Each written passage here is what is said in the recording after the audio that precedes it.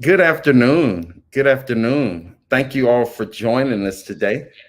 We're going to give everyone just another minute or two to get into the broadcast. Good afternoon. I see a couple of folks joining already. Thank you all for being here. We have a loaded agenda today with some great, wonderful guests. Please be sure to interact with us via chat uh, here on Google, on YouTube, and on Facebook. I am Simeon Harris with the communications team for the Gwinnett NAACP. And on stage with us right now, we also have our president, Penny Poole, and our first vice president, Edward Paul. So, how are you? How are you all doing today? We're in this household, in the Poole household, we're doing wonderful. We're doing wonderful. That is great, especially for how the world is going right now. So, I will take wonderful any day. Awesome. Hey, Adrian, I see you out there in chat. Good to see you. Good to see you. All right. Well, uh, Madam President, if you are all right, we can go ahead and get ready to kick off. Well, if we could open with prayer, and then that will set our stage, and let's go forward. That'd be great. How are you doing there, Reverend Gottman? Thank you for joining us.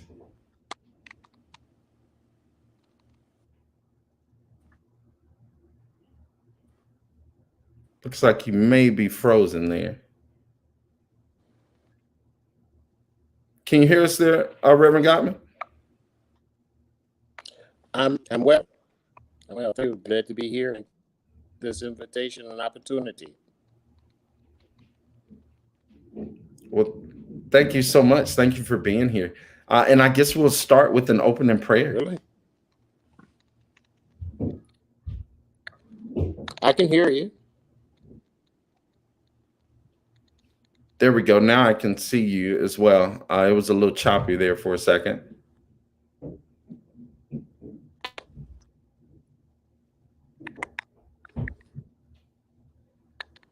Looks like we may be having some technical difficulties. Blessing, thank you, and peace and blessings to each and every one of you, each and every one of us. And so we begin. The God of our weary years,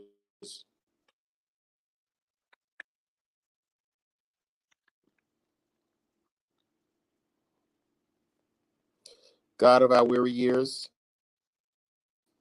God of our silent tears, you who have brought us thus far, you have by your might led us into the light. Keep us forever in the path, we pray. Lest our feet stray from the places, our God, where we met you. Lest our hearts drunk with the wine of the world, we forget you.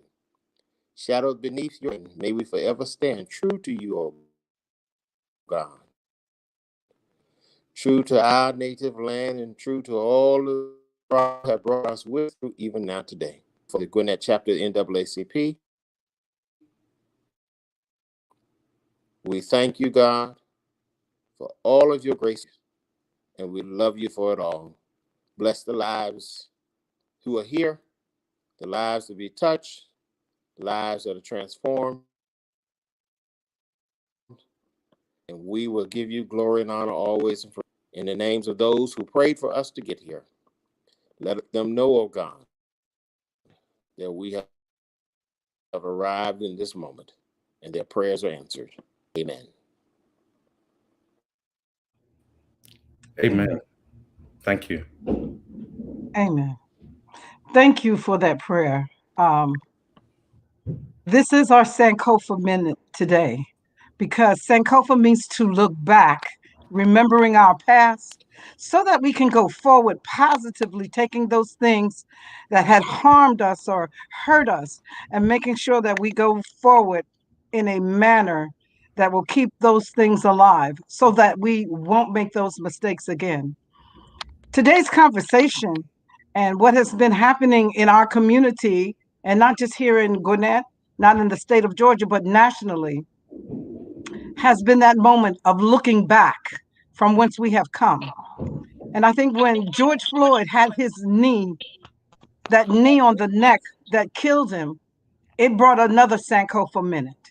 And I think many of us just had to realize that we cannot take these things anymore. These conversations that we're having today, they all reflect and touch on that Sankofa minute. And we are here to hear the things that are necessary to help us to go forward. COVID just did not start. Before COVID was here, our communities, our situations were already in dire straits. These suppressive legislation that we're talking about today did not just start. As a matter of fact, we had to have federal policing to make sure that we had equity at the ballot box. So all of these things that we're talking about today, they are being exacerbated because of all the things that are going on in our community now. So this discussion today, we hope will open and lead to positive discourse, have open and sincere discourse so that we can get to the root of what's going on. Simeon, over to you. Thank you. Thank you. Thank you so much for that, Penny. To kick off, we have some exciting segments for you today, with our first segment being with Dr. Arona. And if you don't know, Dr. Arona is our person for our health department here, and works along with Gwinnett County as well as, I believe, Rockdale County, to make sure we have all of the needed information. So I'm going to bring Dr. Arona to the stage, and we can have a few minutes of talk with her, as well as to talk about some of the numbers that we're seeing here in COVID, and some of the data that normally that has come out. So Dr. Arona, are you able to hear us there? Yes, I can hear you. Can you hear me okay now? I can see you, but I cannot hear you yet. You We can. see. Oh, you can. Wonderful. Thank you for being here with us today. Yes, absolutely. I'm just going to grab a book real quick here. Hold on. Sure. Sorry about that. I had to switch power cords there real quick. The state of technology, you have to be flexible, don't we? In any event, I'm really grateful to be with all of you here this evening, and thank you so much, President Poole, for inviting me and allowing me to be here to share a few things with you. Our county is number one in the state for cases, and these are confirmed cases with PCR testing as well as antigen testing, which is the rapid test that we're doing. Right now, those Gwinnett County is now over 1 million. If you look on the state, numbers are broken down between confirmed cases and antigen positive cases, which are the rapids. And so I added them together, and currently Gwinnett County is over 1 million cases. In fact, it's 1 million. Or for Georgia, I'm sorry, for Georgia, it's over 1,004,187. And for the state of Georgia, it's the deaths are over 15,000 now. So for Gwinnett County, our confirmed cases plus the antigen positives are over 91,000 now, and our deaths are up to 889. Our crude case fatality rate is lower than other counties within Georgia. We're at 1.11%, but nonetheless, the number of deaths that we have in our county are behind Fulton County. We're number 2 in the state of Georgia for that. But in terms of case rates and in terms of percent positivity of the PCR confirmed testing, we have the largest case rates and positivity in the state of Georgia for our county. Part of that is the size of our county, but nonetheless, we are following this very closely. And I can tell you that within the last couple of weeks, our case rates and positivity have finally started to decline, which is really great. But again, part of that is because we're outside of that holiday window finally, so we're getting some relief from that. But we're also watching these variants very closely as well, because the variants are more contagious. They spread rapidly amongst people, and therefore our hospitalizations and deaths will happen from them too. So my biggest message to the community these days is, while we're trying to get the vaccinations out to our community, we really need to practice the prevention messages, social distancing, washing hands, wearing masks, all that we're so sick of hearing. But we really need to be now more than ever vigilant about those things, because as these mutants and these variants rise, nonetheless, all of those measures work against COVID and the variants. So it's really important. So we're watching that all very, very carefully. I can tell you that with the the state efforts in vaccinations, let me just kind of talk about that real quick. The vaccinations at the state are now over or near 2 million. They're 1.998. And about 38% of those are second doses. So the state is doing between 50 and 60,000 more vaccines every day. Our GNR Health Department has done over 51,000 vaccines already, and about 34% of those are second doses. And as the weeks progress, because we've been doing so many vaccinations, we're going to be more and more percentage-wise into the second doses until we get through those. So we will be 50%. I think in Rockdale and Newton, by the way, are my other two counties in my district. Rockdale County this week is doing primarily second doses, and so is Newton. So in any event, the real challenge has been not with scheduling per se. The real challenge has been with vaccine supply. We have a huge demand, thankfully, in our community for vaccinations, but the supply has been very small. And because of that, it's been challenging on our part. But we're also hoping and expecting to get more vaccinations. I'm sure you heard that late last night, the FDA approved Johnson & Johnson, or the Janssen single-dose vaccine. I have not seen the statistics yet to see how effective it is. It's been reported that it's not as effective as the mRNA vaccines. However, it is effective against the vaccine. I heard 72%, which means that it's 72% effective from getting COVID once you've received the vaccine. But it's well over 85%, and maybe even more. We'll wait to see what they come out with, where it's effective in preventing severe disease from COVID, hospitalizations, and death. Just to give you a perspective, our flu vaccine is 40% effective in terms of preventing you from getting the flu, but it's highly, highly effective in preventing severe disease from the flu. So that's a distinction I think needs to be made for sure. So while we're pushing out the vaccine, again, we're asking the population to really be very, very careful about spreading COVID. We also are. Dr. Rona, I think we're.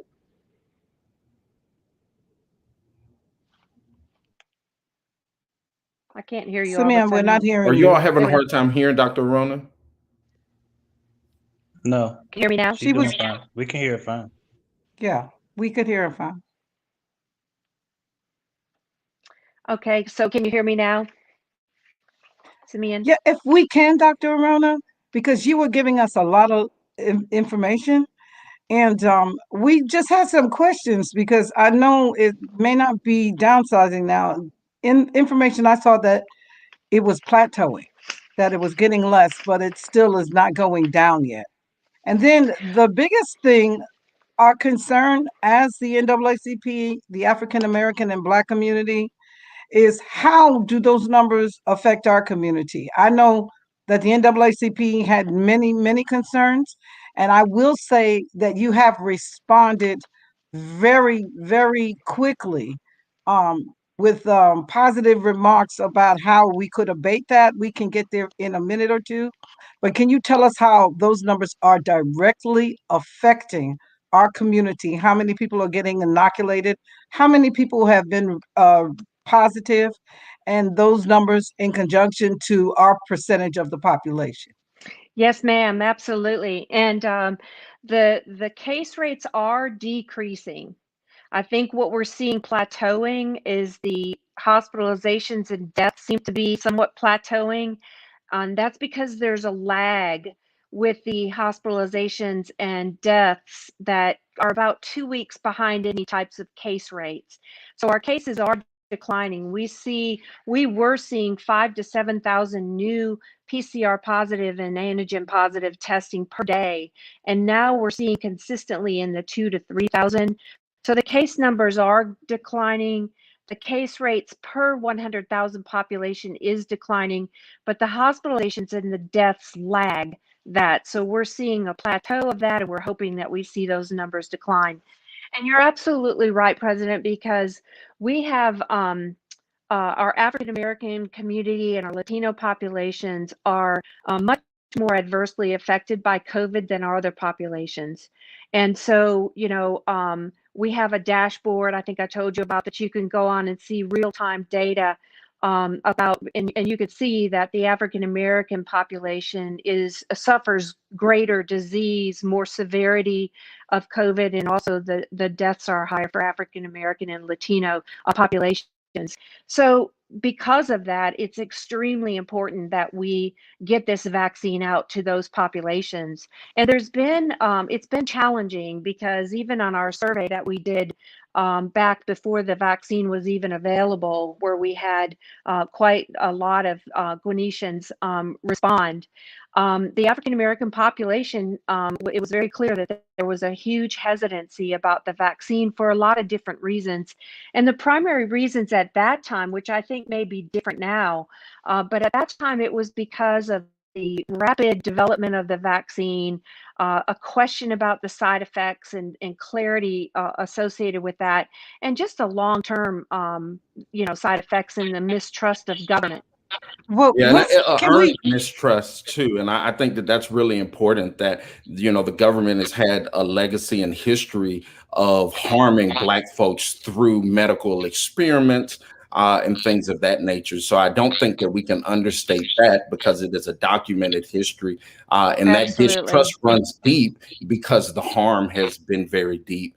And so just kind of calling that out. Can we Absolutely. get And you're so can right. we get our commission chair and other commissioner in?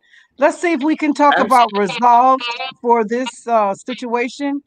What they have to say, what you have to say, how we can explain this because of what Simeon said just now, the lack of trust, not feeling the historically the our community being misused and abused in the healthcare industry.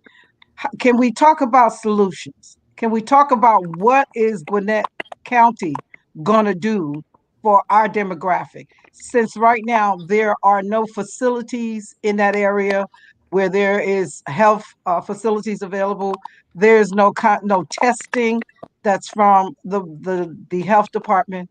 What can we do to resolve this? Well, I can start, and then hopefully the others will chime in too. As we did with testing, we hired a third party testing unit to go deeper within our communities. And so, well, I felt like we were able to get at least deeper into the African American, especially the Latino populations, to get testing available. Our large mass vaccination site is at a very central location within our county, and that's in the Gwinnett Place Mall Old Sears location. And we also have a large drive-through testing site there as well. And I understand what you're saying, President, because instead of relying on people to come to us, it's important for us to go to them. And so we need more vaccine within our community, and we're told that we're going to be getting this, and I have every reason to believe that we're going to be getting more vaccine. So we have mobile units ready to deploy to go to community centers, African American churches, different places. We've leveraged, if you think about it, we've been in phase 1A, which is basically frontline healthcare workers, fire, EMS, police, and long-term care facility residents and staff and their caretakers. And so all of those people have access to the vaccine, and it wasn't necessary for us to go into the communities except for the 65 and older population. So by reaching out to senior services centers within Gwinnett County, they've been fabulous helping us with that. We've worked with the boards of health to block appointments for that particular group. We're working with, like I said, African American groups that have lists of those parishioners and other folks that are willing to get the vaccine. And I can tell you that when we first started vaccinating, you know, the number of African American people within our vaccination site was so small. We only had 10% of African Americans who would, that were reporting themselves as African American, even try to register for the vaccine. And so now I think we're starting to see more of that, and I attribute that a lot to some of the events that we've held with the United Way, with Congresswoman Bordeaux and her advisory group, town halls, church events, Facebook Live events, our healthcare roundtable. Due to the time, Dr. Rona, I apologize for interrupting you. But again, even with all that information, there still is nothing in our communities. There are many Black people, African Americans who are over 65, who are first responders to get these shots, and they're still not. Even with everything that you just said, there's still not a positive response. So one of the things we talked about was getting a focus group for our community, also having a town hall for our community.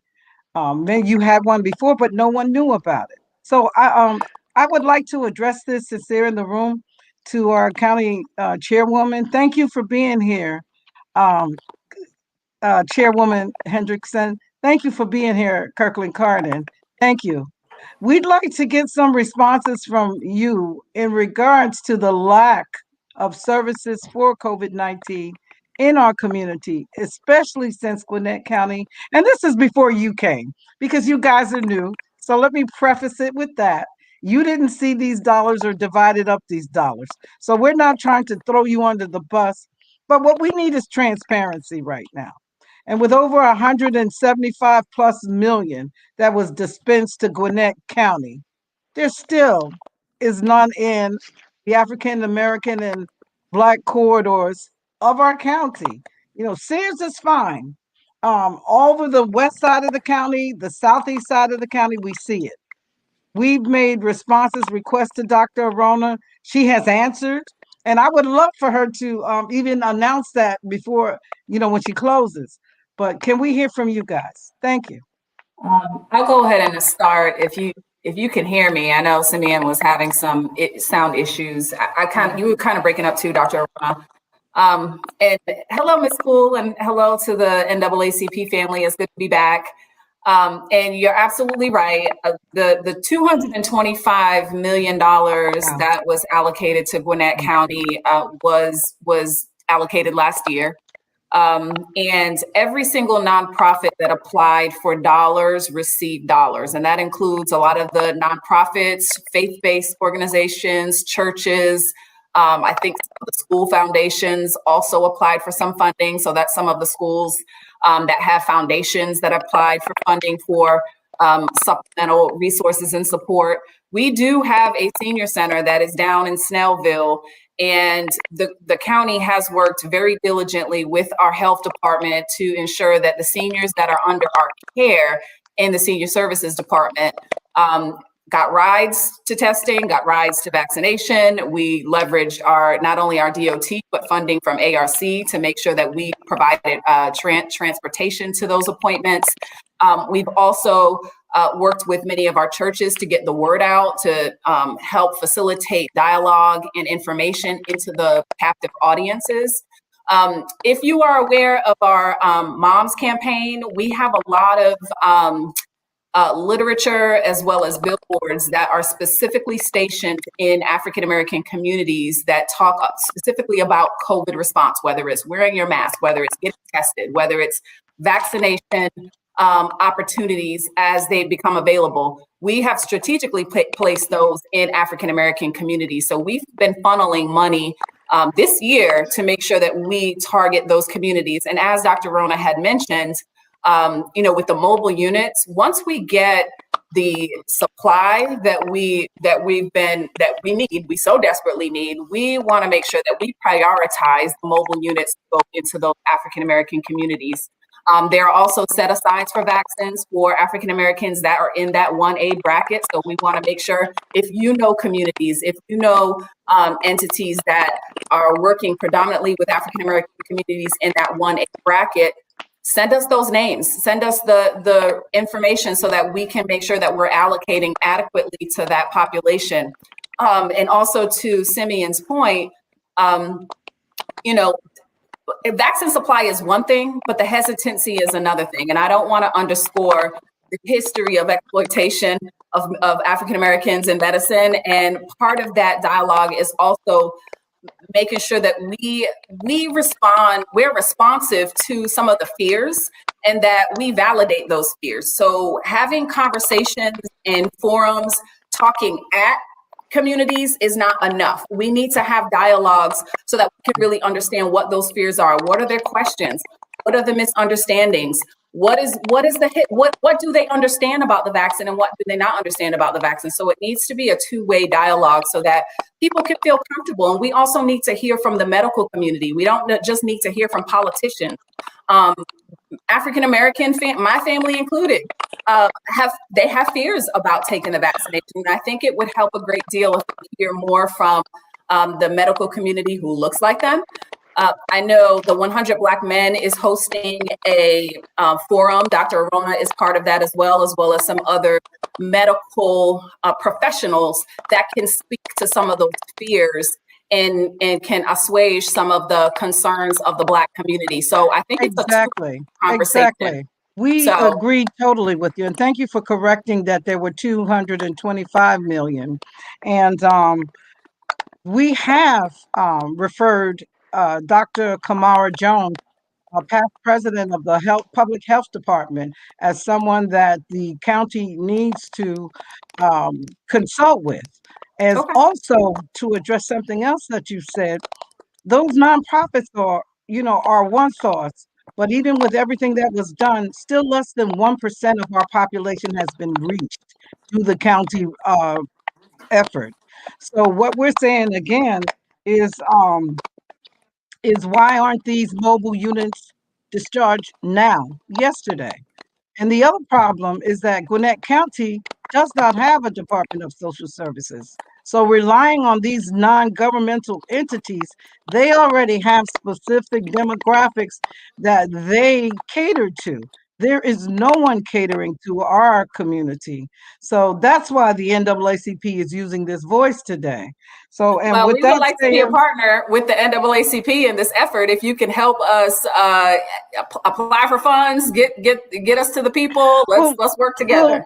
The partnering is one thing, but the bigger issue is, even with that, since it hasn't been successful, why these units are not parked in our shopping centers, at our grocery stores, and why they're not parked at our churches, not parked at our mosque, not parked in all those places that we have not heard about. And then the other thing is, we have a population over 65 years old, and that population is still being overlooked. So all of these 1A populations, all of the information, because of that lack of social services in Gwinnett County, there is a disparity on the distribution of health equity in our county.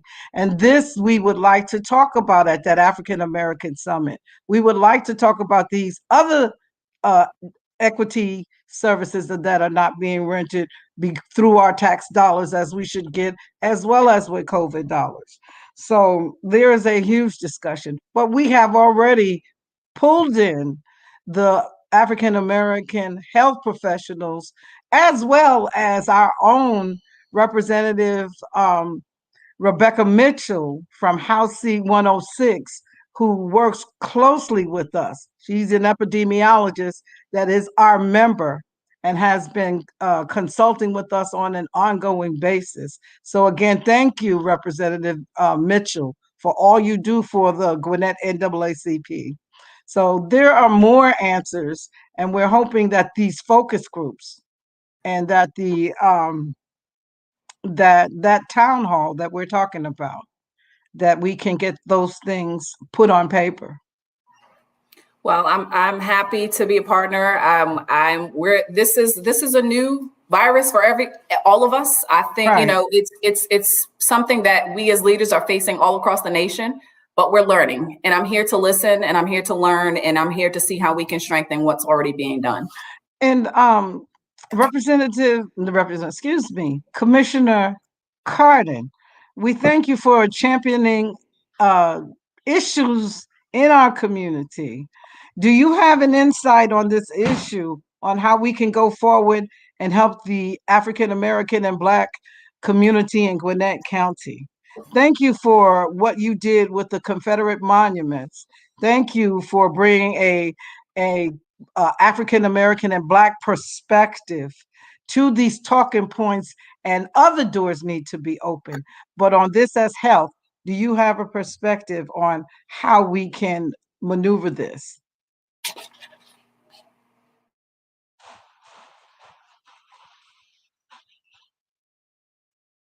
I want to thank y'all that Gwinnett NAACP for inviting me to speak this afternoon. This is my first time attending a meeting since my election, so I'm really honored to, be able to meet with you and share some information with you from a county perspective. One thing I do want to highlight is some of the things that we've already done and we're working to do on a county level that were different from our predecessors. So the first executive order Chairman Henderson signed was a face mask mandate in all county property and facilities, right? Gwinnett County has some 5,700 plus county employees. And for different reasons, because of the nature of the job, a lot of our employees, including myself, have direct interaction with the general public. So this face mask mandate was about protecting the general public, but also protecting the organization ourselves. Because if we are out sick or out quarantined, we can't do our essential, job, which is to provide y'all, Gwinnetians, everybody, with county services. And I'm happy to report that as of Thursday of this week, we've seen a decrease in cases in the organization. We've seen, I think we're at 41 cases reported, and we have 59 people in quarantine. As Dr. Ronan mentioned before, we opened up a vaccination distribution center in District 1, my district in the Gwinnett County, Old Gwinnett Place Mall. If you look at a GIS of new cases, the map where it's red, a concentration of cases. If you look, that's a pretty good location because it's near the hot spots of new case outbreaks. Good location from Ronald Reagan, 85, and Pleasant Hill. And I'm sure Dr. Ronan touched on this. When we have enough vaccine to meet the demand, we should be able to process some 3,000 plus people in that site alone. However, I don't think we should stop there. I'm not sure. With that being said, what? I'm sorry. With that being said, we do respect the Sears building in your district. However, part of this conversation, because of the low inoculation rate in our community, we must, and I would like for you to put this on your agenda, we must be in the spaces that we live in.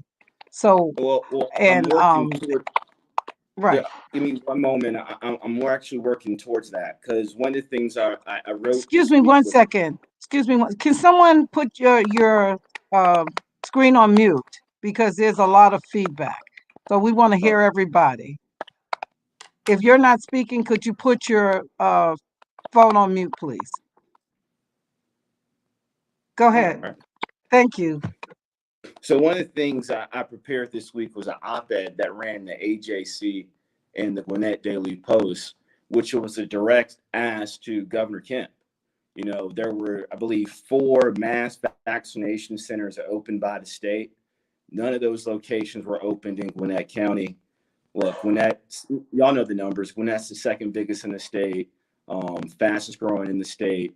We rank #1 in new cases. We rank high in hospitalizations. We rank high in deaths, though we are below the state average. And the letter was pretty nice, commending him for working with the federal government, working with the Biden administration to get those 4 locations. But I made a hard ask saying, look, when it comes to a 5th location, we have to make sure it's in Gwinnett County. As we mentioned before in this call, COVID-19 is disproportionately affecting our community. And it could be for a number of different reasons, but mainly what you talk on this phone call. COVID-19 has disproportionately affected minority communities in new cases, and also there's a fear and apprehension to use the vaccine. And Simeon, I feel what you said earlier about the Tuskegee experiments. As many of y'all know, my mother, Regina Carden, worked for the VA for 36 years, and one of the locations she worked at was the Tuskegee VA. And that was the actual site in which they tested on African-American veterans. So, that I feel people's apprehension, and it cuts deep to me personally. And I think one of the best things we can do is have these events, have events in the future, aggressively market the COVID-19 vaccine. And it needs to be specially tailored, nuanced to the different communities that have a fear of apprehension. I think Nicole touched on that really well. And I think with having a BOC that's, looks like the community that it's serving, I only think that helps, not hurts our efforts to build up the public trust with this vaccination rollout. Well, can I say something about that? Sure. Because that's going around not only statewide, we're hearing that nationally. And the issue is not necessarily skepticism, because there's skepticism in the white community as well. You have anti-vaxxers in the white community also. So I don't want us to use this, our skepticism because of the country's past as a reason not to deliver for our people. At the end of the day, what you're seeing not only in Georgia and Gwinnett County and statewide is the problem in the African-American and brown communities are they don't have access to the vaccination. Yes, there's going to be always a segment of the population, whether it's black, white, or whatever, or brown, that's going to have some skepticism. But you still have a demand in terms of black people who are not skeptics, who want to get the vaccine because they want to make themselves safe and they want to protect their families. But the issue you're seeing is, and what my president is speaking to, is access. Right now, we're looking to get these communities access first. That way we can get a fair judgment on whether we need to do more in terms of making people feel comfortable. We can't technically say that skepticism is the only reason why our rates are low, our vaccination rates are low in the black community, when the real issue is they don't even have the access. Excellent. And we're good. I hate that we have to move toward wrapping up, and hate that we don't have the time that we need. But again, we want to make sure that our BOC and Dr. Arona can not only just talk about people of color, but we need the Board of Commissioners to say that African American and Black people are the most marginalized, and their situation is pandemic, and we need resolve now. So that's where we're trying to go with this conversation, because as we showed, all of you have been great in getting this information out, but we have to speak clearly right now, because we're still the ones who are disproportionately dying. Our numbers are double any other, proportionately doubled compared to others. So again, we thank you. We need to get another conversation, Dr. Arona, when we set up this discussion specifically for Black and African American communities. These are things that we need to say. Chairwoman. Can you hear me? Yeah, Chairwoman Hendrickson, we thank you for your transparency. We thank you for coming, even though you're stepping into this. But again, we want to make it clear there has to be a discussion discussing African American and Black people for resolves in Gwinnett County. Thank you, Commissioner Carden. And we love your mother, as a matter of fact. And she is our member. So thank you for putting that in there. And Dr. Arona, your responsiveness and attentiveness is what is needed. And we want to go forward in anything that we can do, but the discussion clearly has to have solutions for our community that are not here now. And then because it's pandemic proportions, we need it yesterday. If you want to close out, Dr. Arona, we'll get ready for our next segment. We're going to give you the last word. Well, thank you so much. And I will like to remind you all that we have to follow the phases. And the only misrepresented, the only community right now that's had a more difficult time accessing appointments is the 65 and older. So I feel like with our partnerships with the county, senior services, other organizations, we've really been trying, to get the uptake of the vaccine better. And we've actually made, like I said, block appointments for that. But the other, I can tell you that the percentage of African American frontline healthcare workers, the percentage of frontline African American frontline nurses and doctors has really been disproportionate. And so I do believe that the vaccine uptake or the vaccine hesitancy is more of an issue than it really is access at this point. However, I'm willing to do whatever I can to help increase that. We are now being added for teachers, and we now have persons with developmental and intellectual disabilities and their caretakers, and then parents with disabled children with various medical problems. So we've got to get the message out to African American community and I'm motivated to do that. I think we can do that. A good start to this, the last thing I'll say is a good start to this is the Equity Council that the State Department of Public Health has put together, and it is made up of people of all, many, many offices in NAACP. There's many universities, including the chair, Morehouse School of Medicine. Dr. Arona, we're running out of time. And again, I apologize for interrupting you. We're running out of time. But even with all that has been done in the past, and what you already have in place, we still have disproportionate numbers for African American and Black communities. So we said that we would look back from what happened in the past. Sankofa will go forward, and we are happy to work with you in disparaging all of these negative numbers that's reflecting our community and make them positive. So let's go forward. We need these solutions today. Have a great day. Thank you, Commission Chairwoman Hendrickson. Thank you again, Commissioner Cardin. Thank you, Dr. Audrey Arona with the Gwinnett, Newton, and Rockdale Health Department. Thank you for this transparent conversation. Have a great day.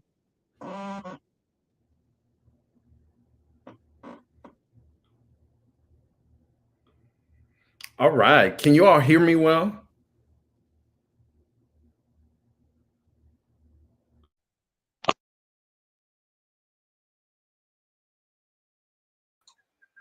Yes, I can hear you. You all went out, and then I was disconnected, and but we're on a time crunch, guys. I have a meeting at 6. Yeah. So we will hear from you first. The magnificent Representative Donna McLeod from House District 105. Donna in the house. Yeah, say it loud. We both. Donna McLeod. We both are leaving at 6 o'clock. We both have the same meeting. So you have the floor. Yeah. So is there something you guys in particular you want to, good evening to the audience. Thank you guys for having us. Thank you, President Penny Poole, and your first VP, Edward, Paul, and I appreciate whatever we can do to make sure that we communicate and have everybody in the know, because knowledge is the most powerful thing you give to yourself, and that helps you make better decisions. So definitely let us know where you want to start. Tell us what's going on with HB 530. Give it to us. There's been so much said. Give us the nuts and bolts, because we have the lawyers committee coming behind you to give us a legal perspective. So y'all throw it at us. So HB 531 encompasses several suppression bills. So the other bills are still out there. So although we're focusing on HB 531, there are lots of other bills that could be coming and they could also pass. So what the bill is derived of so many suppressive behavior. But let's step back a little bit from when absentee ballots started being used. It was in 2005. And at that point, nobody had any problems. It was going well, not an issue. In fact, the absentee process in Georgia actually has already a built-in mechanism for transparency. So you have to fill out the application. Once your application goes into the Board of Elections or the Secretary of State, they review your voter registration status and can find out where you live. Are you able to vote? Do you meet the criteria of being a citizen and 18 years of age and older? If you meet that, then they will send you out a ballot. So there's already a mechanism to already verify if you're a person that can vote. These bills, one of the aspect is to actually put in either your social security number or some kind of ID on the application, and then asking you to photocopy your driver's license to send it back in with your application, and then sending again a copy of your ID with the actual ballot. So just focusing on the absentee ballot process. Then they also have the process of telling people that they can't give somebody food if they're in line. This bill is so egregious in so many ways. Trying to reduce, they were actually trying to take away all of the drop boxes. Now the bill just says basically it will go only during early voting and then it will be removed. And then they wanted the boxes to go inside the building. It is really unconscionable. And the reason why this is all happening is predicated on a lie that there was fraud in the 2020 elections, right? And we have had 3 recounts. We've had a GBI audit. We've had so GBI audit, recounts. You had several lawsuits that were brought up and were dismissed for not being thing. The Secretary of State of this state, a Republican, said there was no fraud. There was no widespread fraud. Yet we're changing laws because of a lie based on a 2-time impeached president who's no longer in office. And we are now looking at subjecting, especially, and this is all predicated on Black people participating in this election in 2020. And that is so sad, because you would think that you'd want people to participate, but in actual fact, they don't. And I don't want to speak too much more, given Representative McLean is on here, so he can have a few words as well before we have to leave. Thank you, Representative McLeod. In fact, what she's telling you is so true. But the drop box is just so egregious. For every 200,000 voters, you'll get 1 box. So just figure that we'll only have 4 boxes in Gwinnett County. So now, where would those 4 boxes go? Unreal. But what you have to realize is that early voting, and they're talking about having early voting from 9 to 5. I mean, what's wrong with 7 to 7? I mean, people got to be at work at 8 o'clock. That was all suppression, and we've got to do something about that. All I want you all to realize is that 531 and what my colleague has said is true. It's a combination of other bills, but what they want us to do is keep our eye on all of those bills and also try to get some of those other ones to slip by, because we also focus on 5%. Yeah. And we can't do that. So now, let me ask what I like to see is reach out. Yes. Yeah, let me ask you all this. Are y'all planning on challenging some of these bills to the Georgia Supreme Court? Because I'm sure they violate some of the Georgia's constitutional rights in terms of voting. I mean, have Yes, y'all looked into that? there's already Well, talks of that, and I'm sure the lawyers committee will also discuss that too. they are waiting because, again, it's like anything else. You can make your mouth say anything until it comes law. You can't sue anybody. So hopefully we can stop this and we don't have to worry about it. But yes, and we can, and they can pass HR1 and S1 on a federal level.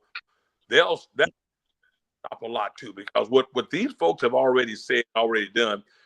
At one time they believe in local rule and home rule, local legislation, and things of that nature. Now all of a sudden the state wants to get involved with local elections and local politics. So I think if the state can get involved with the local, the federal can get involved with the states.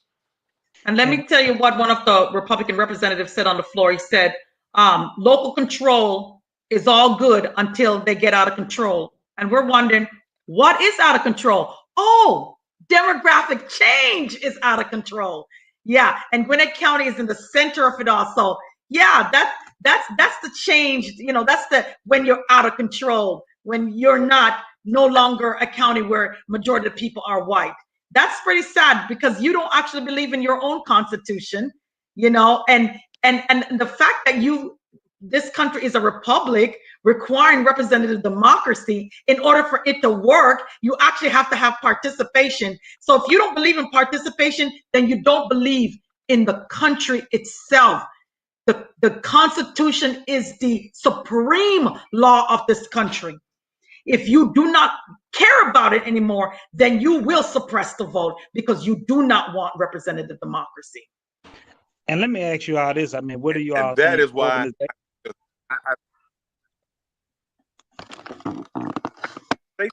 states are out of control, and that's one reason I think the federal government needs to step in.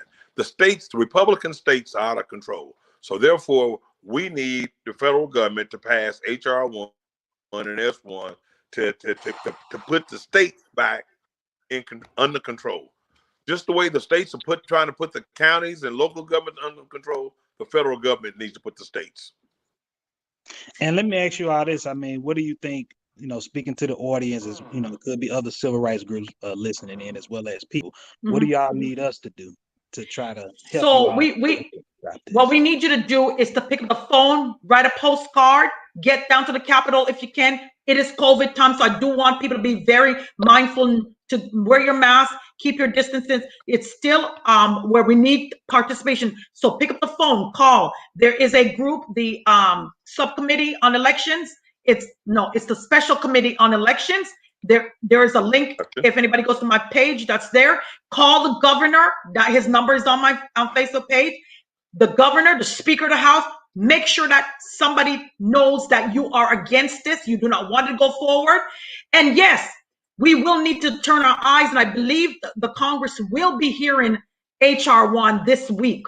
So, but first, one of the things that people don't understand is state laws are so powerful. That's why you hear a lot of people say, excuse me, Donna, yes. You were saying HR1. Tell us what HR1 is. So for everyone who doesn't know that. So HR1 is actually in Congress, right? We're the state level government. HR1 is basically almost like repairing the Voting Rights Act, because in 2013, Section 4 of the Voting Rights Act was struck down. That's the pre-clearance. So it's basically going to be trying to repair the Voting Rights Act, but it's also going to be looking at redistricting as well. So there's a lot of meat to this HR1, and we need to get it through, because if there is a federal law that combats the state law, we can actually stop the state. The problem is, if you don't have a federal law, then the state is go wild. That's why before 1865 in this state, it was legal to own a human being as a slave, because it was a state law. Anyone trying to free a slave or anyone trying to escape themselves from slavery would be considered breaking state law. So that's why it's so important for people to understand the difference between state and federal government. What we try to do here now is to stop. We just simply don't have the numbers to stop the vote in Georgia. But the power of the power of state governing is so powerful, just like local governing. That's why we are seeing these bills come to our up to our vote in the legislative branch in Georgia for counties. All of a sudden, counties are now being told what they can and cannot do.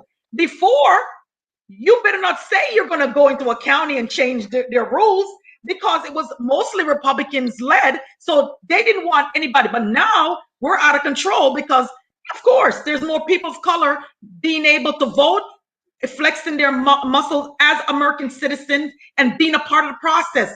And there's nothing wrong with us exercising that very precious right to self-governing, to making sure that we have representation that actually represents us. And I think people need to grab that idea of the fact that the government is your government. It belongs to you. You pay taxes for it. Do not compare the government to a business, because the business is for profit making. The government is not seeking your money, trying to give you a good thing. They take your money. You should demand the service that you want. And that means that you should demand a return on your investment. There is no investor on Wall Street that's going to say, oh, I'm not going to worry about my profit margin. I'm just going to sit here and lose money. Well, you should demand that your money be used on your behalf. That is called a return on investment. And the only thing I can add to what my representative said is that what you've got to do, you need to call all the lieutenant governors. It's a waste of your time. I mean, we know where we stand at 100%. The Republicans are the ones that are driving this train. Republicans are driving this train up from the governor to the lieutenant governor to the Speaker of the House, and the majority whip, the majority leader, all of that stuff is all Republican. So calling Democrats is not a, and that's why we get getting off now, is because we've got to have a strategy to fight 531, and our strategy, hopefully we all go to the well and denounce them and do whatever. But again, they've got the numbers. It's 105 of them and only 75 of us. So yes, and just to add, just to add, as the Gwinnett NAACP, National NAACP, as a nonpartisan, nonprofit organization here in Gwinnett County, to see these committees, the Board of Commissioners, to see the Board of Education, to see all these things being delegitimized because the white people are no longer in power, is also an assault on freedom and the suppression of our voices. As when they previously were led by people who look like them, there was no problem. But now when you want to talk about taking accreditation from the school board, when you want to talk about taking away the opportunity to cast ballots, and just because the people who are making the rules don't look like you, that's a problem. So not only is it that, on our previous conversation, and what the theme of today is, we are showing that this is fed by and led by racism, that we have to say these words, that because not just diverse population, but because the boards look African American, because the boards look like us, they're not being respected. So that's why the Gwinnett NAACP has this conversation today also. We want to make sure that these words are said, not to intimidate, but to make sure that it's clear what these circumstances are about. And once again, truth is something that is lacking right now in our conversation as a whole. I do have to run because I do have a 6 o'clock. But again, I am not afraid of the truth. And truth, I am now sitting at the table and I am down there fighting, and I will not back down. Because I also come from a background of science, so data and facts matter, and I will not succumb to people telling me something that I know for sure is not true. And you're not going to gaslight, and sunlight is the best remedy all the time. So thank you guys so much. We do have to get off. I wish that we could talk some more, but I know that the other guests that are coming up are going to have a lot of interesting and important information as well. I'm sorry I won't be around to see my Congresswoman, Carolyn Bordeaux. And so you guys make sure you just you make sure she gets the questions that she needs to answer for our district in Congress. And I think she's doing a great job so far. So thank you guys so much. Thank you so much. Thank you. We appreciate who you are in Gwinnett County. We appreciate your voice. Say it loud. For Donna McLeod. Bye, guys. Thank you. Bye-bye. Bye-bye.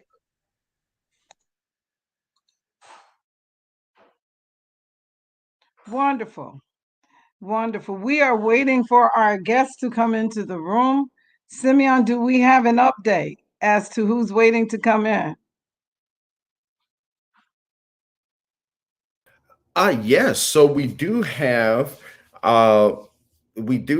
Miss Julie here, as well as we have our great, wonderful surprise. We do have our Congressperson, Representative Carolyn Bordeaux is here as well. And so I've had a little bit of lag, so I put myself backstage because I didn't want to be talking and it mess up the broadcast. It looks like you guys can hear me fine now and can see me, so that is super awesome. I believe next on the agenda, we have Miss Julie Hawk, if I'm correct. So I hope I pronounced the name correctly. I am bringing you on stage right now. So our members and the people out there on Facebook and Google can see you. Thank you for joining us. Thank you for having me, and thank you, President Poole and Vice President Paul, for inviting the Lawyers Committee to participate in this very important panel. And we're very happy to join you tonight under these very difficult and trying times in Georgia's legislation this year. At this point, we just finished with Representative McLeod and McClain, and we want to segue in. We were talking about HB 531, and I knew you mentioned also the state bill. We want to segue into those things and then go into how federally these things are also affecting us. So thank you, the Lawyers Committee, Attorney Hogg, for all you have been doing in Gwinnett County. This is not just her coming in today, but she and the Lawyers Committee for Civil Rights have been working very, very diligently in Gwinnett County, helping to make changes at the legal and policy level. Again, thank you. Thank you. Let me first take a step back before this legislative session and look at what happened in 2013 when the U.S. Supreme Court struck down preclearance, which was an important aspect of the Voting Rights Act. Preclearance required jurisdictions such as Georgia, who had a history of discrimination, to submit voting changes to the Department of Justice to rule on them to determine whether they had a discriminatory intent or effect on Black voters and other voters of color. As a result of the Shelby County decision, that was struck down. And since then, there's been a wave of voter suppression legislation across the country. In Georgia, because preclearance was gone, we saw the elimination and consolidation of numerous polling locations since the Shelby decision. And prior to Shelby, the Department of Justice was very instrumental in preventing many of those types of closures and consolidations. So first, setting the table, you see that in Georgia, because of these polling closures and consolidation, the metro Atlanta counties have nearly half the voters in the state, but only 38% of the polling locations. And since the consolidations and closures have occurred, the number of voters assigned to those polling locations has increased dramatically since those times. So we've got voters who are packed into polling places, resulting in long lines and delays on election day, and also during early voting. You see lines of hours and multiple hours long waits to vote. So you've got that happening. Secondly, you have a tremendous increase in participation and absentee voting by Black and Brown and other voters of color and Georgia since at least 2016. We've had significant increases to the degree that there was, unprecedented turnout for absentee voting in this past election cycle, including in the runoff election. So with that as the backdrop, now we're seeing voter suppression legislation being dropped in both the Georgia House and Senate.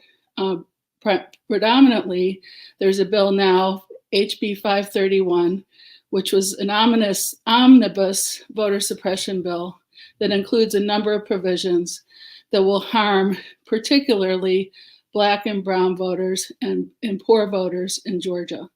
Most prominently, there's a provision now that will require voters to produce driver's license numbers or state ID numbers on voter absentee applications and with their absentee ballots, and failing having a Georgia driver's license or state ID number, they'll have to produce copies of the other acceptable forms of photo ID to enclose with those applications and with the ballots themselves. And think about this, only voters who are 65 and older or who are disabled are able to submit one application for an entire election cycle. So under this bill, folks who do not qualify to have the one application will have to submit absentee ballot applications and absentee ballots with either their driver's license number, state ID number, or copies of their other forms of ID multiple times throughout the election cycle. That will be a hardship for voters who don't have computers at home, who don't have the money to spend on making copies of their IDs, don't have internet access, et cetera. So that's a real burden, particularly on voters who don't have the resources to make those copies themselves or pay someone to do that for them. Then there's other restrictions on how who can handle the absentee ballot applications and ballots, which are going to limit the ability of people to vote absentee. And even if they try to accomplish what the bill tells them has to be done in order to submit a valid absentee ballot application and ballot, there's going to be problems because the counties have to match the information against the statewide voter registration system. And as we saw with the exact match voter registration problems, those exact matches often are problematic if there's data entry errors. So we expect that this is not going to be an easy process for any voters, much less voters who don't have the resources to comply with these new requirements. Secondly, another aspect of this voter suppression law is that they will severely cut back on the ability of voters to use drop boxes.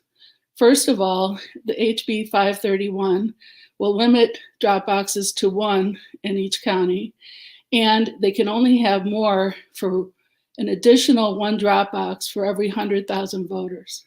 There's very few counties outside of Metro Atlanta or Chatham County that have more than 100,000 registered active voters in their jurisdictions. So that's going to eliminate most jurisdictions in Georgia from having more than one absentee ballot drop box.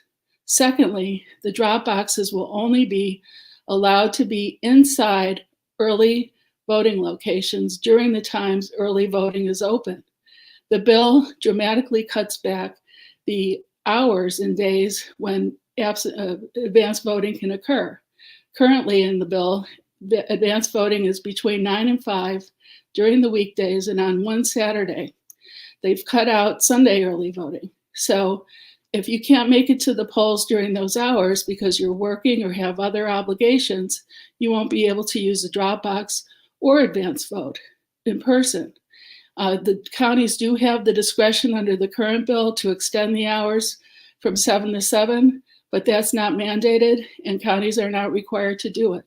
So you're likely to have jurisdictions who will firmly set the 9 to 5 deadline and disenfranchise voters who cannot make it in to the drop box or to early vote in person during those restrictive hours. Most upsetting is the elimination of Sunday early voting because that has served Black and brown voters and other voters of color who participate in souls to the polls and other civic engagement activities where rides are provided to voters who need them. So this is a direct attack on Black voters and brown voters and other voters of color who participate on Sunday to go through Souls to the Polls and other initiatives so that they can vote. Another bad aspect of this bill is that there's a restriction against out-of-precinct voting. And this also ties back to the multiple changes of polling places that we've seen over the past years. So you've got jurisdictions closing, consolidating, and moving polling places to such a degree that voters are not always sure what polling place they're assigned to vote in. So under current law, if you go to the wrong polling place, you still have your vote count for the candidates who are on your home ballot. That would include, in a presidential cycle, your presidential and vice president choice. It would include, congressional votes. It would include any statewide office, including governor, attorney general, secretary of state, etc. It also probably would include some House and Senate districts. It would span multiple polling places in the county. So all of those votes, if you go to the wrong polling place under this bill, will not count. You'll be completely disenfranchised. Julie, let me say this. That's a whole lot of information. And I know you have more that you can give us, but we would like to invite Congresswoman Bordeaux into this conversation, because I know you're talking about all the suppressive measures that they have at our state level. Let's see, even with that, we have these federal bills coming, and there's many discussions on how we can abate this, how we can mitigate this voter suppression. Particularly, we at the NAACP, we've been talking about with all the suppression, and you spoke about in 2013 when the local policing was removed from the Voting Rights Act. Maybe we have to go back to that. So if we could invite Representative Bordeaux in and have you there, possibly we can talk about all these things and get this conversation going. Because the only way I could say, Julie, and as a layperson, all that you said, that's messed up. I mean, there's no other way to say that. That is messed up. And if I wasn't a certain person, I would use some other expletives. But God won't let me do that today. So I'll use it when I go on mute for you, Penny. So I'll go on mute and I'll use it. Okay, so with that, let's introduce Representative Bordeaux to this conversation. You heard what Donna and I hope you heard what Donna and Representative, and I say Donna, please let me say Representative McLeod and Representative McLean have said earlier. And if you could start on this conversation and possibly even remedies with this John Lewis. First, tell us what the John Lewis Act, Voters' Rights Act at the federal level will look like. Okay, well, thank you for doing this, Penny, and good to have you here, Julie, and thanks to all of you for putting this event together. And yes, I hear you on saying bad words. I have a 9-year-old son, and I'll be on the phone with people as we're driving, and I'll be using those kinds of words because politics does bring that out in you, and he'll be like, "Mommy, that's a bad word. Don't say that." So I've got like police in my back seat. So there are two pieces of legislation, and what Julie was describing in House Bill 531 is just overwhelming, the number of attacks that are happening on voting in Georgia, and all grounded in some untruths about what happened in the election, which is even more distressing, is that President Trump, former President Trump, and a lot of the Republican leadership in Georgia was out there just telling lies about what was happening in the election. And then they have, because they told these lies, now they have to go back out and fix confidence in the election. Fix confidence in the election where they created the problem in the first place. There was no problem with the election. Well, there were some, but there was nothing that was major. And so this is ridiculous that we're having to deal with this right now. But yes, there's several bills moving at the federal level First is the John Lewis Voting Rights Advancement Act. And I'm sure Julie knows quite a bit about this.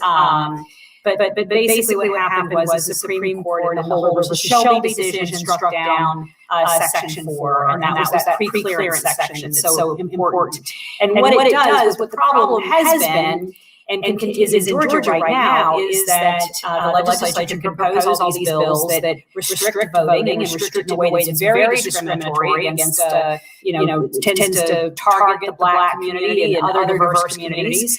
And then they do it, they pass the law, the election happens, and then you litigate on it. But it's after the election has happened. It's after the damage has been done. And what pre-clearance did, and why it was so important, was it stopped that action before it happened. And the Supreme Court said that this was based on the pre-clearance process and structures were based on, dated concerns about Jim Crow, things like that. That happened a long time ago, and they needed to update the criteria. And so what the John Lewis, the new version of the bill does is create some criteria to reestablish sort of why we think states like Georgia should go back under that pre-clearance process. And what the bill was when it was introduced passed, it was based on whether there were a certain number of lawsuits that had been brought against the state for voting rights problems that were upheld. And if there were a bunch of those kinds of lawsuits, then the state would be put back under pre-clearance. And Georgia would qualify under those previous criteria because of the huge number of lawsuits. People like Stacey Abrams, Fair Fight, myself, the Lawyers Committee doing great work, have had to bring against Georgia to try to deal with some of these problems. So that is out there. There's a lot of concern. I'm sure Julie can talk about this more. That one of the problems that happened in the Trump era is we lost control of the courts. And so that litigation, when they challenge that Section 4, when they challenge those criteria, it'll be litigated up to the Supreme Court. And of course, as we know, the vast majority of justice is now very conservative, appointed by Republicans. And they will continue to strike down the Section 4 provisions. So another piece of legislation is very important is H.R. 1. And what H.R. 1, which is called the For the People Act, does is it goes ahead and just says, forget this pre-clearance stuff. Let's just establish some national criteria around how we vote. And just lay it out there right off the bat so that we establish these national guidelines for the entire country. And for federal elections, right? So the federal government has the ability to regulate federal elections, but because our state elections are tied closely to federal elections, it covers those as well. And this is a bunch of things. So it's voter registration. H.R. 1 would require states to have same-day voter registration. It would prohibit the voter purges that we have all struggled against. So this is when the state goes through and they just clear out hundreds of thousands of voters. And what we know, probably a lot of us experienced, just getting washed out of the system, often for no really good reason. But most perniciously, Georgia will drop you from the voter rolls if you don't vote in a couple of elections. So just really outrageous. But this would fix that. It requires a certain amount of time for early vote. It requires states to have at least 10 hours a day. They can go more, but 10 hours a day early vote. So that deals with that 9 to 5 issue, which is so annoying in HB 531.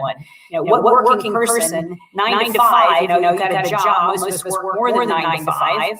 You need to be able to get, you're not always able to get off from work to go vote. And so that extra time at the end of the day is so important for people to go vote, as well as the Saturday and Sunday voting is so important.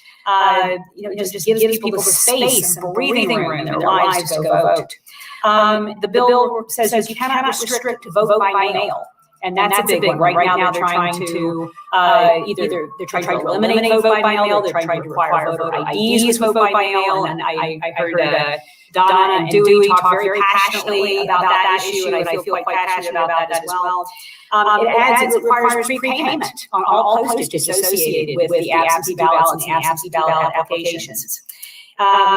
I think there's going to be an amendment that's going to require the state to send out an absentee ballot application to every single voter in the state. And we saw that happen, and that was so convenient. I don't know about you guys, but it was great. I got it in mail, I filled it out, I sent it back in.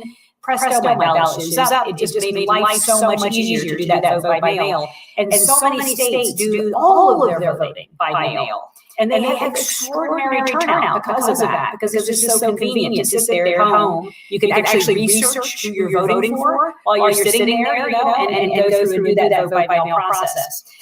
So basically, it's going to prohibit states from restricting it, but perhaps even add some criteria about what states have to do to make voting easy for everybody. It requires states to provide drop boxes, right? So they're starting to restrict access to the drop boxes. And I'm actually working on this particular section. They have to provide at least one drop box per 20,000 people in a county. All right? So excellent. And I'm getting ready to offer an amendment to require them to be geographically distributed. We don't want them all located down in one corner of Gwinnett, which you know that they would think about, right? So it will be just geographically distributed around the county, so that to provide ease of access. Some other provisions that are near and dear to my heart are campaign finance reform as well in this. And what it would do is create a fund. And this fund is not regular taxpayer dollars. It's a surcharge on corporate fees and fines and very wealthy individuals who are convicted of some kind of misdeed. And so we take a little bit of that money and we put that into a voting fund. And what it does is anybody who gives up to $200, it provides a 1-to-6 match. So that $200 will be matched by $1,200. So it would mean anybody just chipping in their widow's mite, a little bit of money, would have the 6-to-1 match. That's not just $200, right? If you give 100, it's matched by 600, right? But anything up to $200 is matched 6-to-1.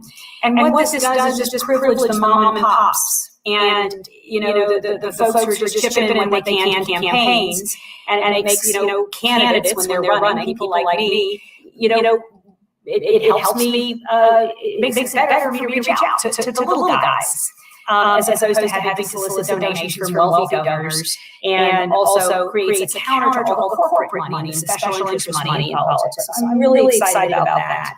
And there as well. And last of all, and this is a little bit more controversial, but it does have nonpartisan redistricting in it. And this is really important because both Lucy McBath and myself face redistricting. And it is going to be controlled by the Republican legislature, the Republican House, the Republican Senate, and the governor.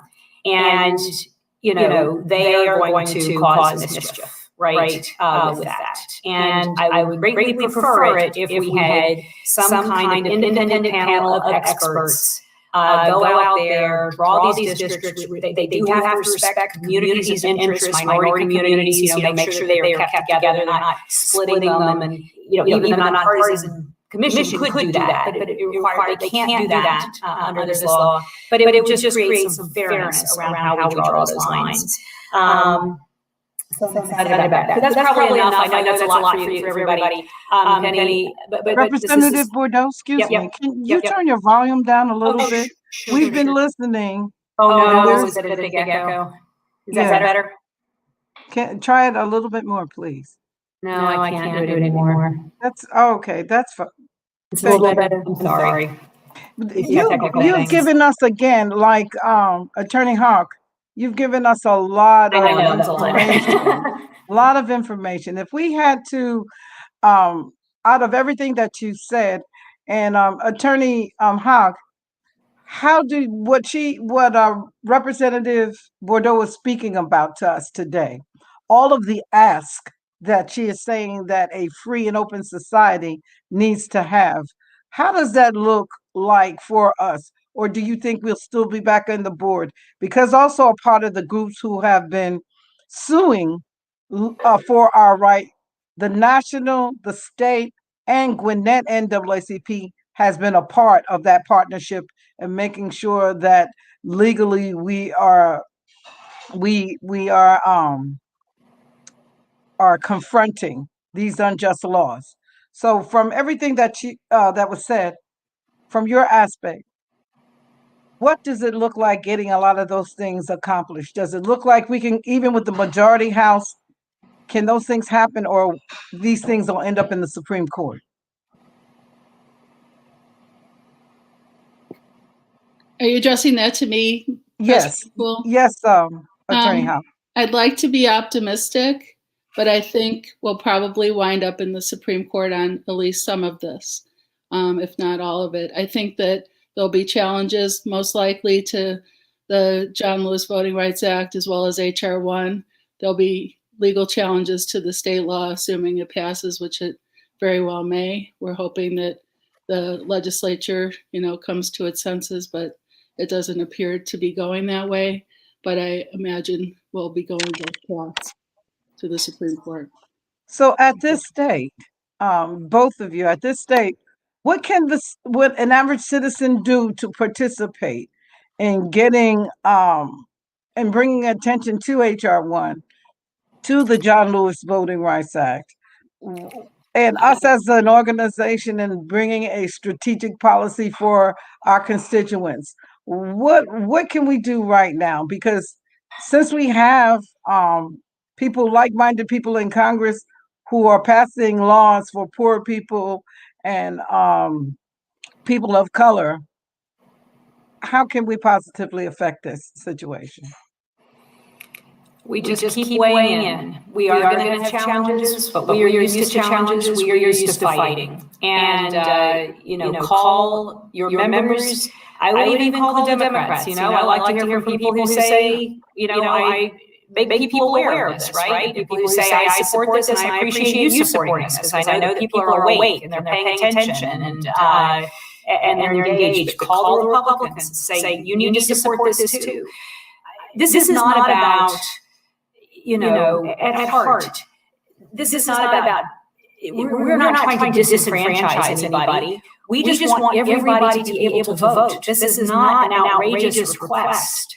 It is not a partisan request. It's not about Democrat or Republican. It is about people just being able to vote. And I tell folks here, I am not afraid of a hard fight. I just want a fair fight. And that's all we want. And, so reaching out to people, and let's just keep pushing on that front. I take so much heart from the voters of the 7th District. And I remember people don't even remember this anymore, but back in early vote, around the November 3rd election last year, in those first days, we had 12-hour waits in line. And my campaign, we had a whole voter protection wing. They were out there taking affidavits of people who were having to wait these just incredible hours. People showing up 8 in the morning and not being able to vote until 8 at night. And I remember going out to see folks, out in these lines, and people would drive up, and they would come and look at that line, and they go into their trunk, and they get out their lawn chair and their lunch, and they would walk up, and they were ready to do whatever it took to vote. And at one point, it started to rain, and we watched people, they were leaving the line. We were like, oh, we understand. They've waited so long, they've been so patient, now it's raining. But they were just going to their car to get their umbrellas. And they got back out and they went to go vote again. And that's what we're in the middle of. We've had a huge victory in Georgia. And I want to thank Edward and Penny for your extraordinary work in turning out the vote and activating people to make that happen. But those victories were fragile. And we see that right now with what's happening with the legislature and this incredible and damaging set of legislation to try to restrict access to voting.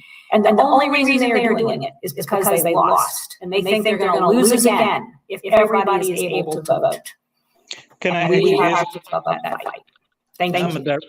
And I'm going to direct this question. Thank you again for being on, Ms. Bordeaux. Real quick, does the president, as well as your members in the upper chamber, understand the gravity of needing to change rules if they're prohibiting rights for other people. And when I'm talking about specifically, because I think our biggest challenge is going to be in the Senate, where there's members in your own party that's not wanting to do away with the filibuster in order to get the legislation passed. And if, like I said, y'all couldn't even get 10 Republicans to agree to give people COVID relief in the middle of a pandemic and a recession, I don't see y'all going to get 10 Republicans to agree to increase the opportunity for our country citizens to vote, as well as have a George Floyd bill get passed for police reform, or any other, or make Washington, D.C. Give them statehood. So I guess what I'm saying is, do they understand the gravity of needing to deliver for those people that, especially even here in places like Georgia, where we have to vote 4 times a year due to the 50% rule, and have to wait in these long lines and things like that? Do they understand the gravity of, losing an election in 2021? You can lose it before 2022 or 2024 when the presidential election of it. Just like I say in sports, you don't lose football games on Sundays. You lose them Wednesday through Friday in preparation for the game. So this is you all's preparation point to deliver for the people and get them motivated to come back out in 2022, to come back out in 2024 and vote again. But if you don't take the correct steps now to deliver on the agenda that the president had set, and some of the agendas that Congress put in place last year, but did get, was collecting dust on Mitch McConnell's desk, then you're not going to have that motivation in the next upcoming elections.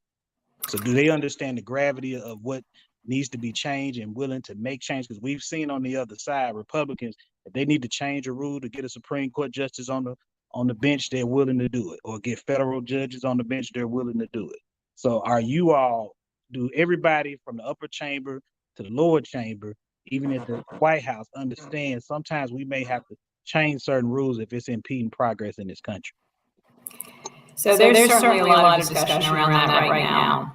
Now, not for everything, but there's a case being made and being put to some senators that for generations, the filibuster has been used to hold up voting rights and civil rights legislation. And now, after the passing of our hero and mentor, John Lewis, they cannot hold that up again. They cannot hold up legislation that is so important for voting rights again. So, and using that as an argument to bring down the filibuster for certain types of legislation. I don't know if it's going to make it. I don't know if that's going to happen, but I think that has to, in order for HR 1 and HR 4 to go through. I think the George Floyd Act will pass the House. I think in the Senate, there's not a bad chance that it will get through. There may have to be some changes around the what it does right now is it ends qualified immunity, which I support, but a certain handful of senators don't support getting rid of that provision entirely. And so there may have to be some changes to that to get it through the Senate. Short getting rid of the filibuster, right? So we'll see what happens there. But I think a lot of it will be intact. It's got the National Registry for Police Misconduct. It's got national investigation and prosecution. So a lot of those pieces will stay. But that's my guess on what's going to happen on that bill. But with the voting rights and HR, we're just going to have to put it to the Senate whether they want to continue to filibuster this legislation. Attorney Hawk, do you have a position on any of that? Why the filibuster rule is in place for this session, but prior, when the Republicans were in control, it was not an issue. So do you have any take on this? Well, as Congresswoman Bordeaux mentioned, the filibuster has been used repeatedly during Jim Crow to impede the ability of having equal opportunities for Blacks and for other people of color. And so here again, we have massive efforts to suppress the vote going on, not only in Georgia, but across the country. This is the time when you need to restore the Voting Rights Act, including preclearance provisions. And it's a perfect time to get rid of the filibuster so that that can be accomplished. We can't be, subjected to a process that has been used repeatedly through history to disenfranchise and discriminate against Black and Brown people. And let me give an update to this. Several times we have invited all candidates or all parties to talk about these issues, to talk about the state of our voting in Gwinnett County. Again, the Gwinnett NAACP is a nonpartisan organization. So we are here for the rights of all people. Jurisdictionally, because we are in Gwinnett, we have to speak specifically for the African American and Black voice because no one else is doing it.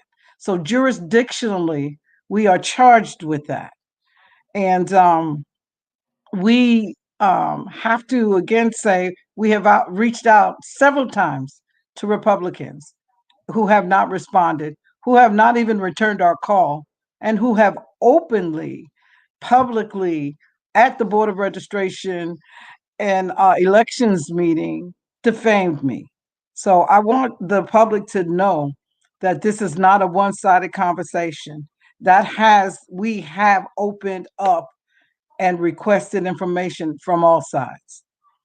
So with that being said, we are at the 6:41 mark. If not anything else, there's so much more that needs to be said.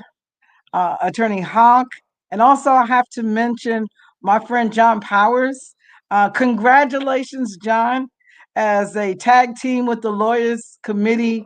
You have been so essential to Gwinnett County, and not just to our organization, but all the other advocacy organizations as well. So we, as the NAACP, want to say thank you for that. Hey, John, miss you. And Representative Bordeaux, thank you for your voice being added to this conversation. The Gwinnett NAACP looks to walk with you and all elected officials who want to make sure that the rights of all marginalized and people who have not received equity in our country can be heard.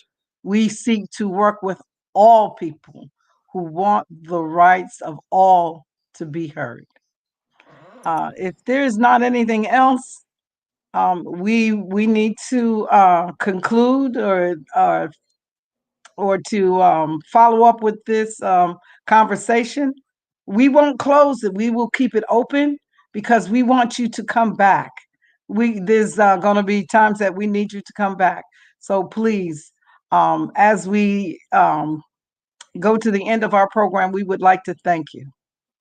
Thank you so much for doing this. It was good to be here. Yeah, thank you both. Thank you for inviting us. Thank you.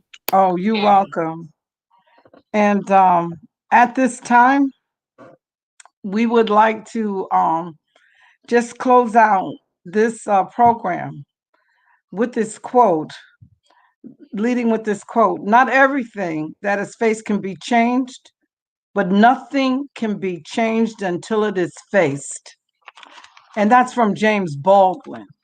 And along with that, the Gwinnett NAACP must say that we cannot have reconciliation until minimally these conversations are discussed with white America, and they need to be open and they need to be transparent, because until we can openly talk about mass incarceration, health disparities, education disparities, housing disparities, and quality of life disparities, there cannot be any reconciliation without transparency.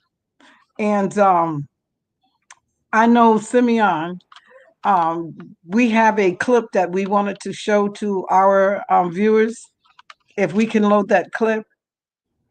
Absolutely. And I also wanted to add one more disparity in there, and that's wealth disparity, Thank because you. that is one of the big drivers of what we've seen.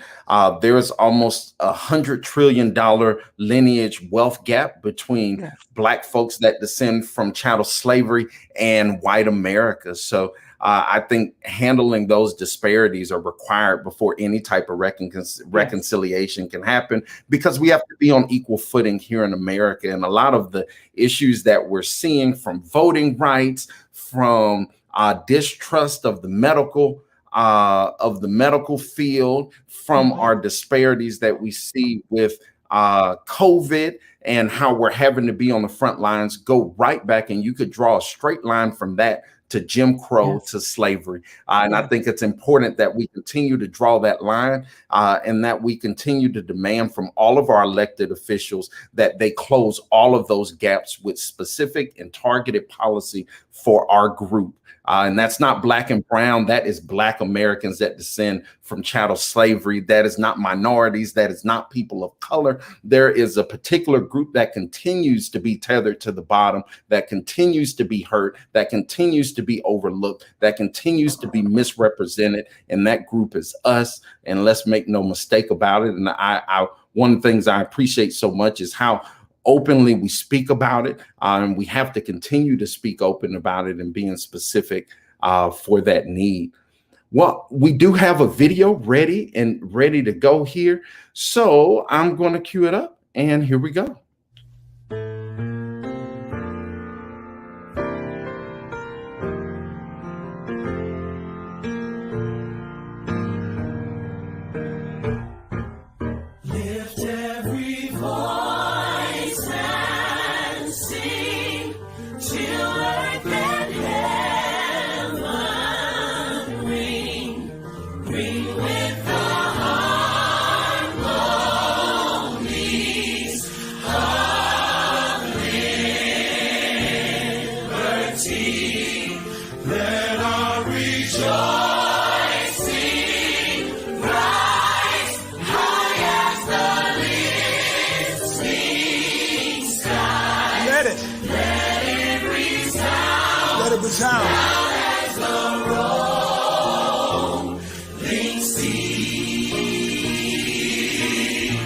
I like this part right here.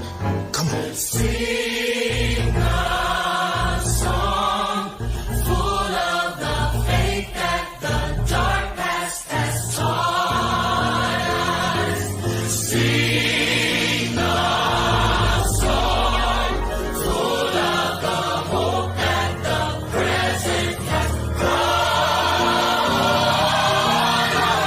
us. Facing the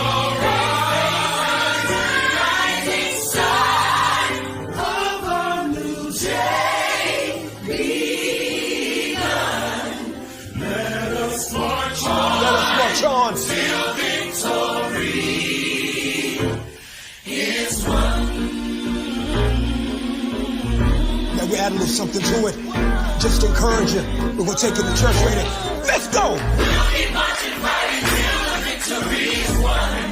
To all my brothers out there, hold your head up, brother, till the victory is won. To all my sisters in the struggle, keep believing, sister, till the victory is won. Till that day. Till that day comes. Hey.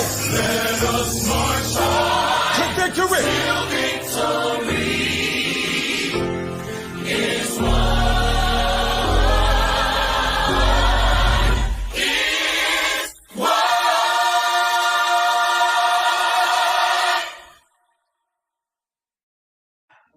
The Gwinnett NAACP, we dedicate this Black History program to our ancestors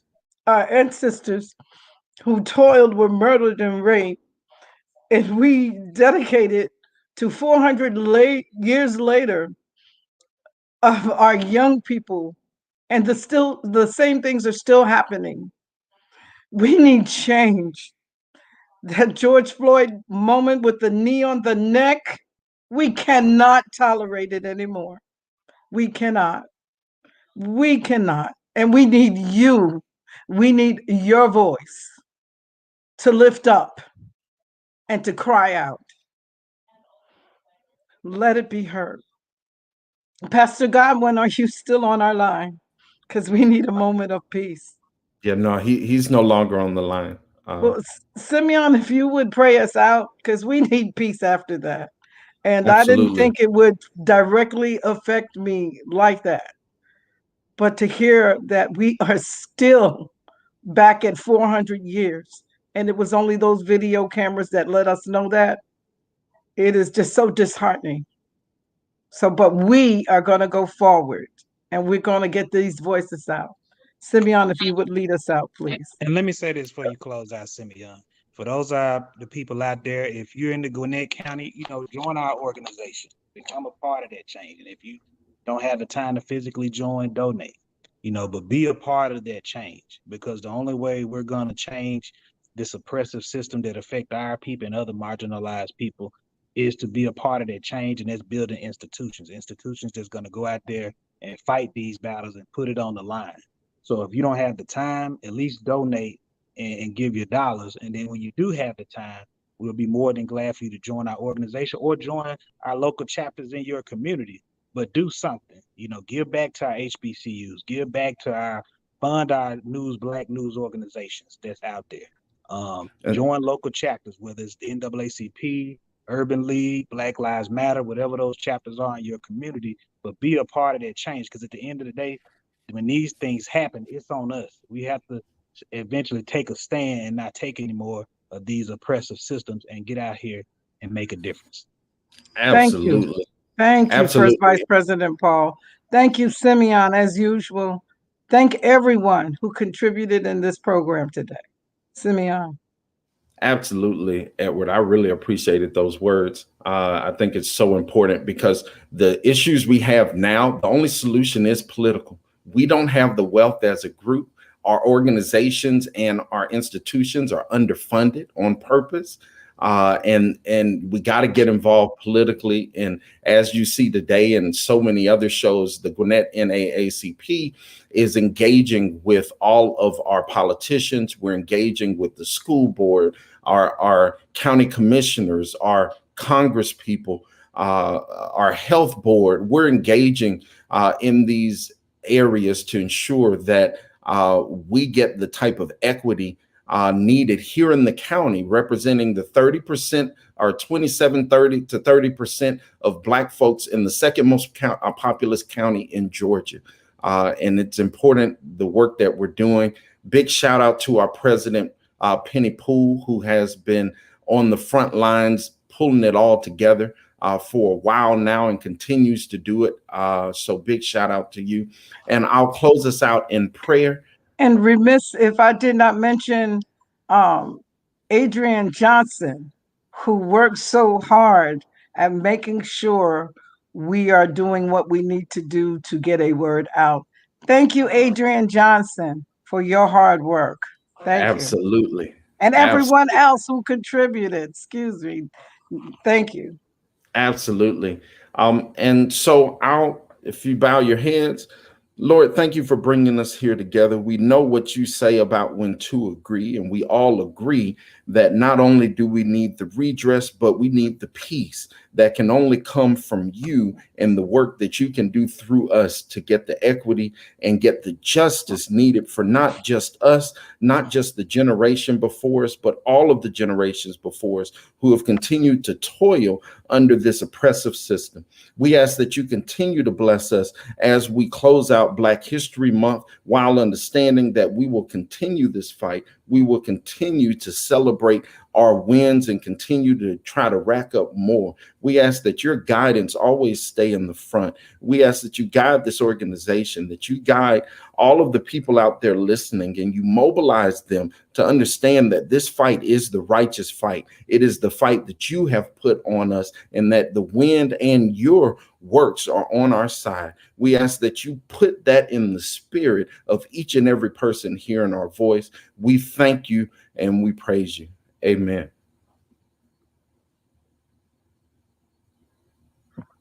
Good night, everyone, and thank you for coming. Good night. Good night, everybody.